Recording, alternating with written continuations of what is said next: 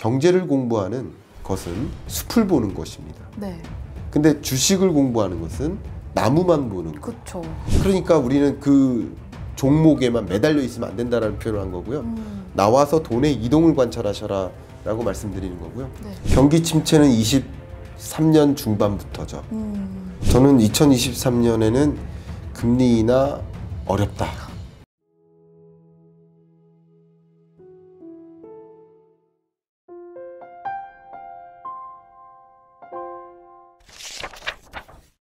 그러면 우리들은 왜 경제 공부를 해야만 할까요? 저는 개인적으로 동물과 인간의 차이는 관계라고 생각합니다.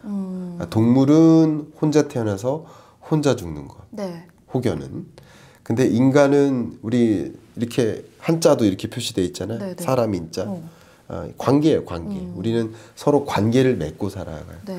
그러니까 이제 관계가 내가 인간관계 맺는 인간관계만 중요한 게 아니라 이 세상과 나와의 관계를 규명하는 게 그게 바로 경제 공부예요. 말씀드렸듯이 바이든 미국 대통령이 IRA 법안을 발표해요. 네. 사인해요. 네네. 그게 우리나라 경제에 어떤 영향을 미칠지. 네.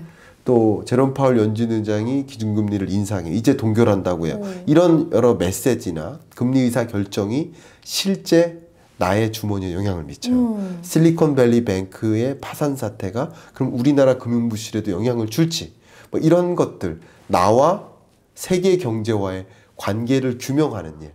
제 인문학적으로 표현해 보면 이렇습니다. 그리고 경제학을 왜 공부해야 됐느냐? 그냥 실리적으로 말씀드린다면 네. 정말 당하지 않기 위해서입니다. 적어도 우리는 재테크라는 관점에서 네. 앞으로 어떤 자산과 내 현금성 자산을 바꿀까? 네. 이 재테크의 정의가 그거거든요. 재테크는 돈을 어떤 형태로 갖고 있을까? 이 문제예요. 네.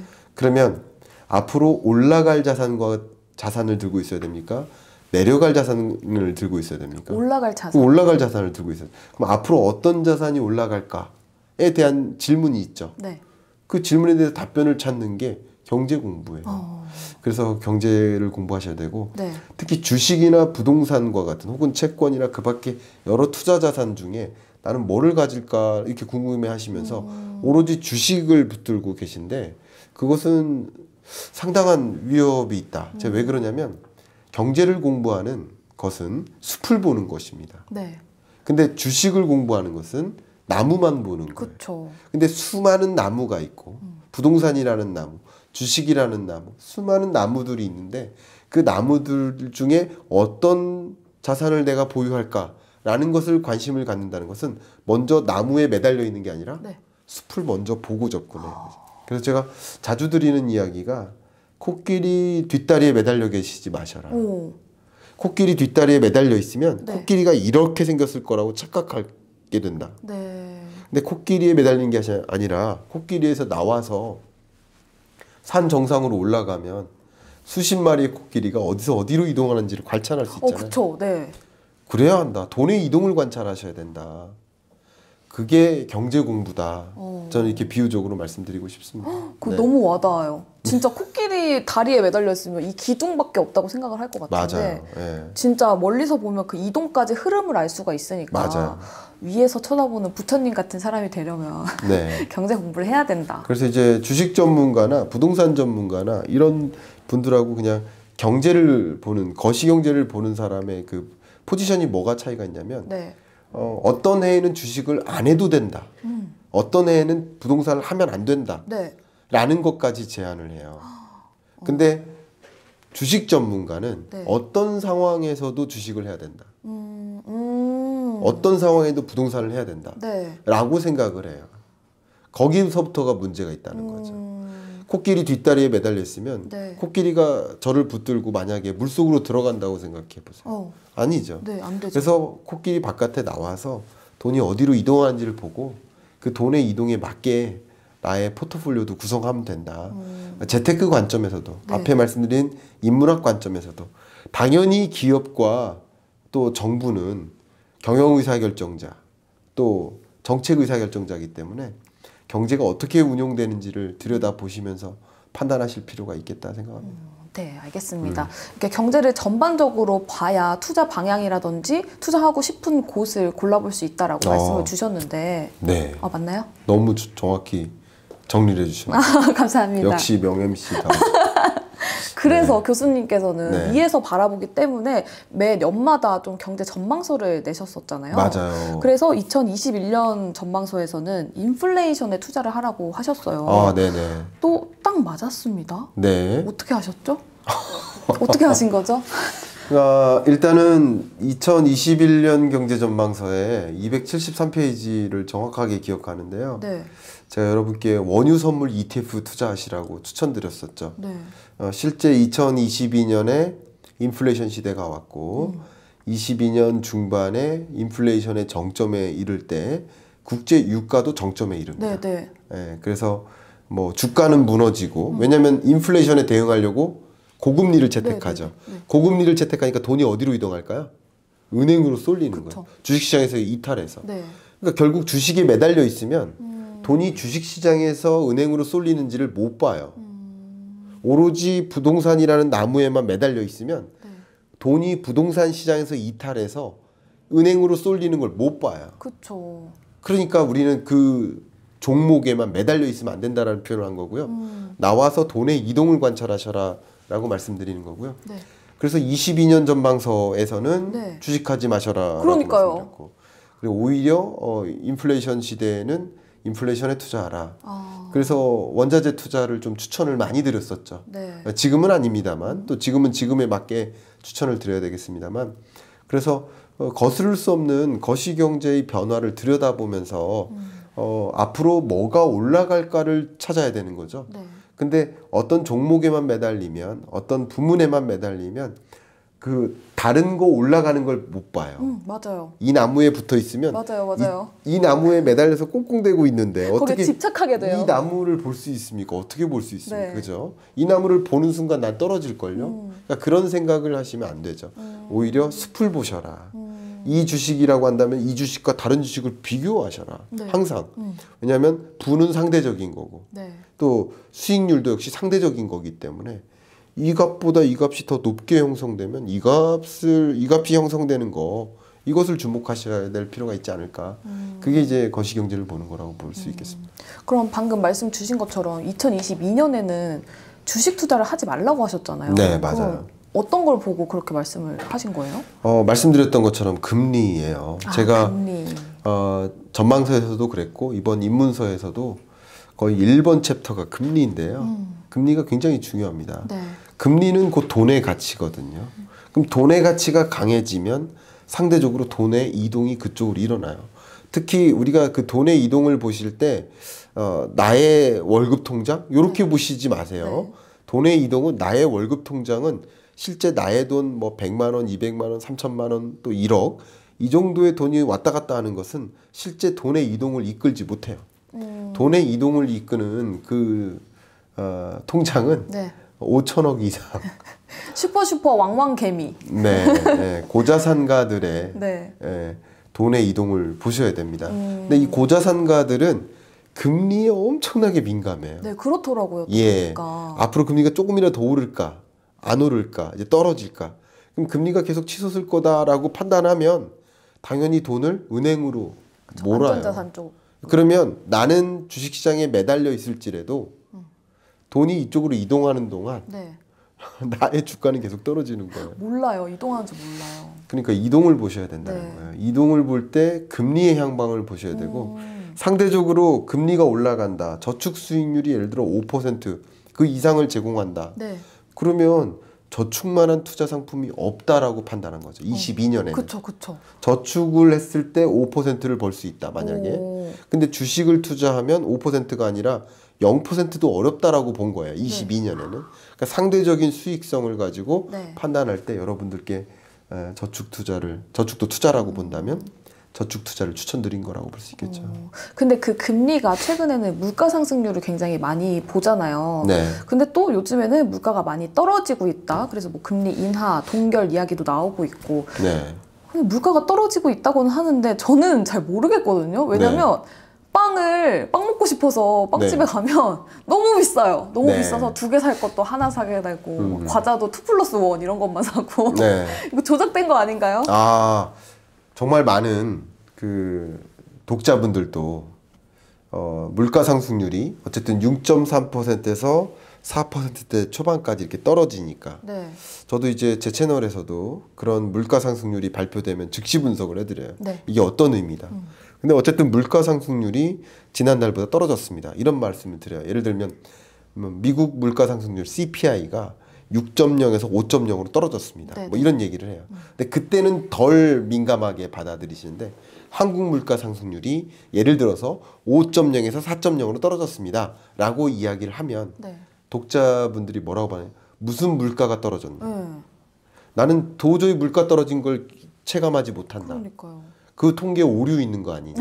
이렇게 말씀 정말 하세요. 아, 저랑 같은 분들이 많네요. 근데 너무 죄송합니다만 네. 경제 언어에 능숙하지 않으신 거죠. 아, 왜 그러냐면 네. 물가 상승률이 떨어지는 것과 물가가 떨어지는 건 전혀 다르죠. 오. 자, 여기에 제 차 한 잔이 있는데 네. 작년엔 이 차가 1,000원이었어요. 2,000원으로 올라요. 네. 또 3,000원으로 올라요. 네. 계속 1,000원씩 올랐죠.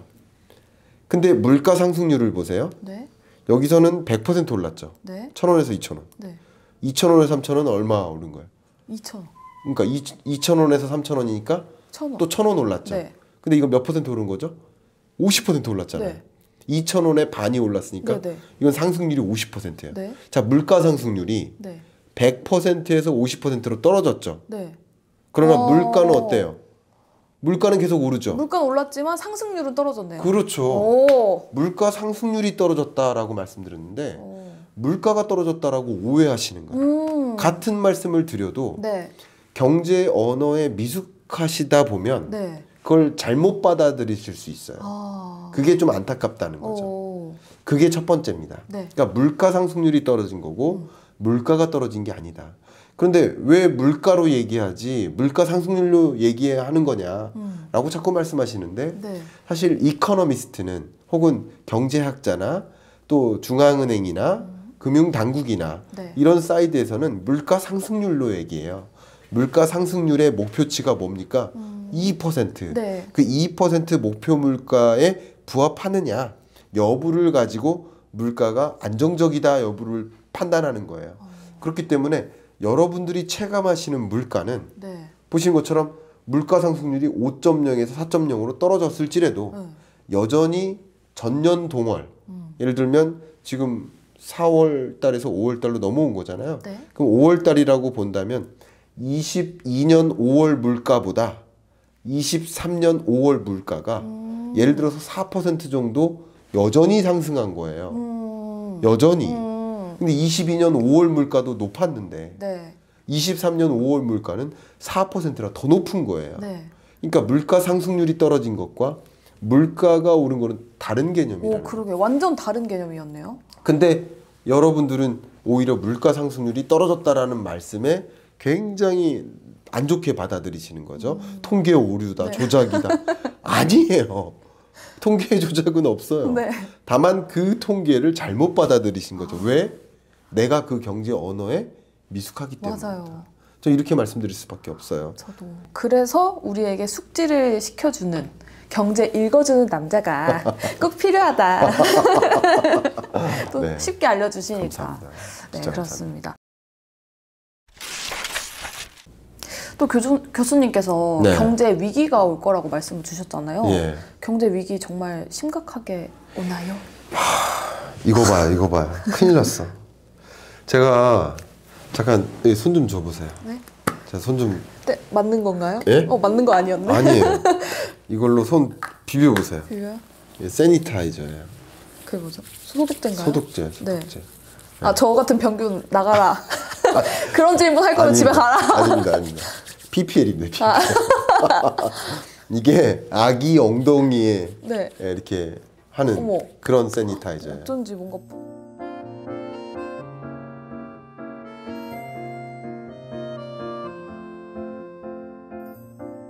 모림 추출물. 네. 모림 뿌리 추출물. 너무 몰입하지 마세요. 네, 알겠습니다. 자, 들어가겠습니다. 그 질문 네. 너무 좋은 질문이신데 제가 어떤 채널에 출연하거나 혹은 제 채널에서 얘기를 하거나 방송에 나와서 1시간 동안 얘기를 하거나 그러면 예를 들어 홍사운의 경제쇼 같은 경우 KBS 그거는 거의 1시간이에요. 네.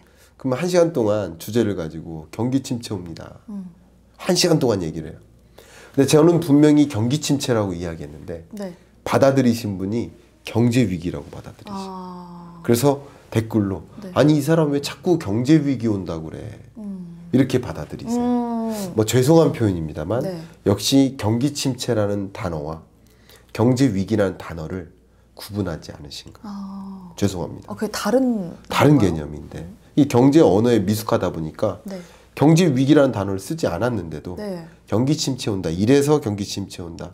라고 말씀드려도 그걸 달리 받아들이세요. 또 한 가지 제가 강연할 때도 그렇고 여러분들께 정말 여러 차례 강조를 했는데 주식시장은 경기에 선행한다. 네. 그리고 부동산 시장은 경기에 후행한다. 이게 이 각각의 시장을 관찰하실 때 또 이 각각의 시장에 관심이 있으시다면 선행하는지 후행하는지를 구분하는 거 네. 이게 굉장히 중요한 잣대가 될 것입니다. 근데 그걸 구분하지 않으시고 네. 제가 뭐라고 했냐면 경기 침체 옵니다 라고 얘기하니까 또 뭐라고 받아들이시냐면 주가 침체 온다고 네. 그렇게 받아들여져요. 경기 침체 온다고 했는데 네. 주가 침체 온다고 받아들이세요. 네. 저는 뭐 누차 말씀을 드렸습니다만 2022년 10월이 주가의 저점이다. 그리고 23년에는 그거보다는 높게 유지된다. 그리고 23년 금리의 정점에 이르고 또 동결되는 구간 그리고 그 이후에 금리 인하에 대한 기대감이 무성할 때 네.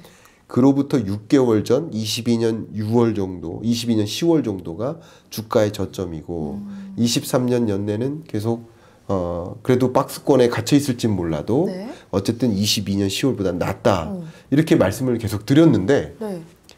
경기 침체라는 말을 듣고 주가 침체 온다. 근데 왜 자꾸 주식 사라고 그러지? 라고 오해를 하시더라고요. 네. 그래서 저는 이제 뭐 그러실 수 있다고 생각합니다만 그래도 경제 언어를 명확히 구분하신다면 같은 메시지를 드려도 정확하게 제가 전달하고자 하는 메시지를 명확히 받으실 수 있을 것이다. 그래서 이 주식시장에 대한 이해, 부동산 시장에 대한 이해 네. 이런 것을 명확히 갖기에 좀 도움이 될 만한 그런 제 표현이지 않을까. 그래서 그렇게 말씀드린 겁니다. 그럼 경기 침체라고 해서 꼭 주가 침체, 뭐 경제 위기까지는 아니기 때문에 네. 주식에 충분히 투자를 해도 좋다. 예를 들면 될까요? 경기 침체는 23년 중반부터죠. 근데 삼성전자 반도체 주가는 그로부터 적어도 6개월 전 정도 저점이죠. 네. 주가는 먼저 선행합니다. 그리고 반도체 실적은 23년 1분기가 더 악화되죠. 네. 그럼 1분기나 2분기까지 악화될 거예요. 네, 네. 2분기의 영업이익도 나쁠 겁니다. 그러니까 이게 삼성전자의 경기 침체의 실적치죠. 근데 그로부터 적어도 6개월 전에 주가는 저점을 기록하죠.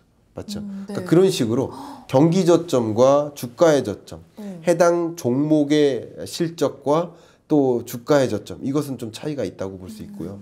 금리도 마찬가지예요. 네. 기준금리를 인상하는 스탠스가 23년 2분기 정도면 정점에 이를 겁니다. 네. 근데 금리 인상이 결국 주가에 부정적인 영향을 미쳤기 때문에 금리 인상이 끝나는 지점은 네. 어쨌든 경기에 혹은 이 주식시장의 훈풍이라고 볼 수 있어요. 그러나 그것도 먼저 6개월 정도 전에 선반영되는 거라고 볼 수 있기 때문에 네. 그래서 22년 10월이 저점이라고 했던 거죠. 그러니까 그런 것을 이제 시장의 특성을 명확히 이해하고 그리고 나서 그 시장에 접근해도 늦지 않다.